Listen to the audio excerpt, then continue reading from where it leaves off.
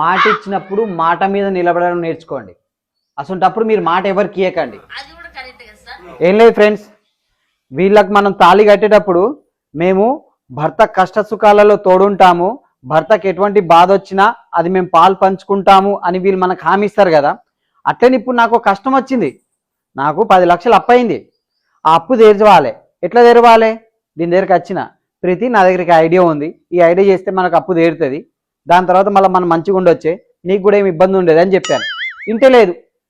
అరే ఏం లేదు ఫ్రెండ్స్, ఇప్పుడు మనం సడన్లీ మళ్ళీ మనం 10 లక్షలు తేవడం ఇవన్నీ ప్రాసెస్ అవుతుంది కదా.